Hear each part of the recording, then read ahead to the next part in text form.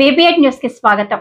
భద్రాద్రి కొత్తగూడెం జిల్లా కొత్తగూడెం నియోజకవర్గం రామవరం పట్టణంలో నాయిగడ్డలో ఉన్న ప్రభుత్వ పాఠశాల అయినటువంటి ప్రాథమిక పాఠశాలలో 98 మంది విద్యార్థులు ఉండగా కేవలం 2 టీచర్లు మాత్రమే ఉన్నారని, వారి యొక్క పిల్లలకు సరైన విద్యను అందించకపోవడం స్కూల్ యాజమాన్యం విఫలమైందని, ఎన్నోసార్లు ప్రభుత్వం యొక్క అధికారుల దృష్టికి తీసుకెళ్లినా కానీ పట్టించుకోవట్లేదని, దయచేసి స్కూల్ కి సరిపడా స్టాఫ్ ని పంపించాలని తల్లిదండ్రులు ఆవేదన వ్యక్తం చేశారు. లేదంటే జిల్లా DEO దగ్గరికి గాని కలెక్టర్ దగ్గరికి గాని తీసుకువెళ్తామని హెచ్చరించడం జరిగింది. ఈ కార్యక్రమంలో తెలంగాణ జాగృతి జిల్లా విద్యార్థి విభాగం అధ్యక్షులు సురేష్ మాట్లాడుతూ ఆవేదన వ్యక్తం చేస్తున్నారు. సరైన విద్య నాణ్యత లేకపోవడం వల్ల పిల్లలు చదువులో వెనుకబడిపోతున్నారని తల్లిదండ్రులు వ్యాఖ్యానిస్తున్నారు. వారి మాటల్లో తెలుసుకుందాం. చెప్పండి సార్, ఏం జరుగుతుంది? మీ పిల్లలకు ఉన్న ప్రాబ్లమ్స్ ఏంటి? నా పేరు SK అమర్, రామవరం నాగగడ్డ. మా పాప ఇక్కడ చదువుకుంటుంది.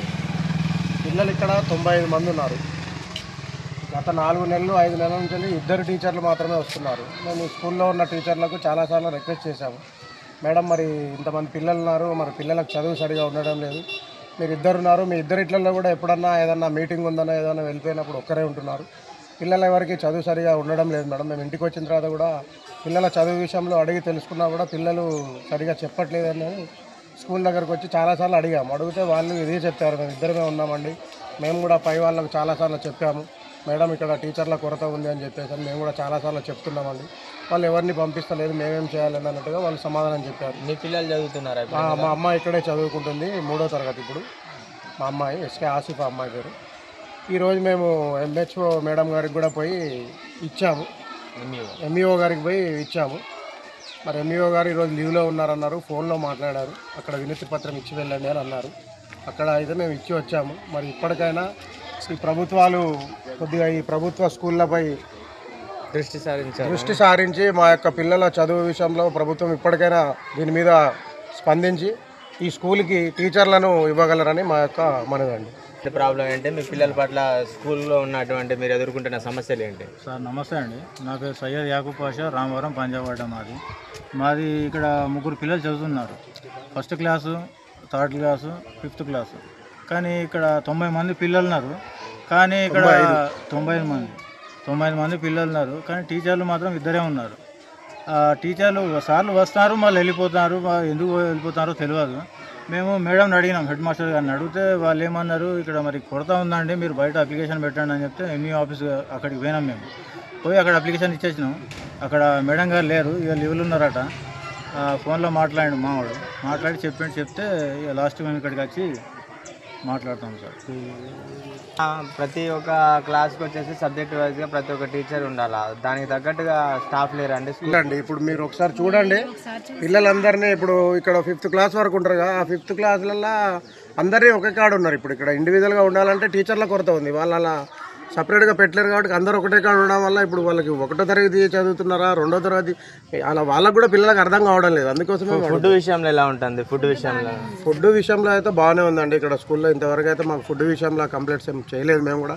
మేము కూడా పేరెంట్స్ కూడా చాలాసార్లు వస్తూ ఉంటాం, ఫుడ్ విషయంలో చూసుకుంటున్నాం. అలాంటి ప్రాబ్లం అయితే లేదండి. ఇక్కడ కేవలం టీచర్లది మాత్రం కొరత వల్లనే ఉంది. ప్రస్తుతం మనం రామవరంలోని UPS అంటే ఇది ఇంతకుముందు UPS ఉండేది, ఇప్పుడు GPS గవర్నమెంట్ ప్రైమరీ స్కూల్ అయింది.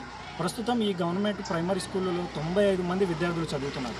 1వ తరగతి నుండి 5వ తరగతి వరకు విద్యార్థులు విద్యను అభ్యసిస్తున్నా కూడా తరగతికి ఒక ఉపాధ్యాయుడు ఉండాల్సిన పరిస్థితుల్లో ఇప్పుడు కేవలం 2 మాత్రమే ప్రస్తుతం ఇక్కడ విద్యను చెప్తా ఉన్నారు.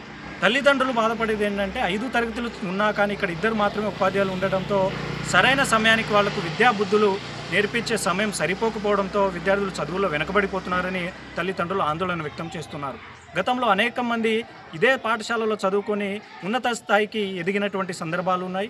కానీ ఇప్పుడు విద్య మీద దృష్టి పెట్టాల్సిన ప్రభుత్వం కానివ్వండి, అధికారులు కానివ్వండి, ఇక్కడ ఉన్నటువంటి పాలకులు కానివ్వండి, విద్యార్థులు అధికంగా 95 మంది విద్యార్థులు ఉన్న కేవలం 2 ఉపాధ్యాయులు మాత్రమే ఉంటున్నారంటే ఆ 2 ఉపాధ్యాయులతో ఎలా పాఠశాలను నడపగలుగుతారనేది ప్రశ్నార్థకంగా మారింది.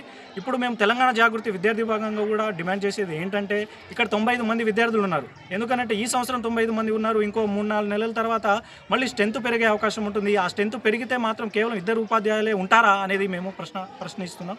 ఎందుకంటే విద్యార్థులు సంఖ్యకు అనుగుణంగా, ఎందుకంటే విద్యార్థులు పెరుగుతూ ఉన్నారు, సౌకర్యాలు ఉన్నాయి, విద్యార్థులు వస్తున్న టైంలో ఉపాధ్యాయులను ఎందుకు పెంచారనేది మేము మా జాగృతి విద్యార్థి విభాగం తరఫున ప్రశ్నిస్తూ ఉన్నాం.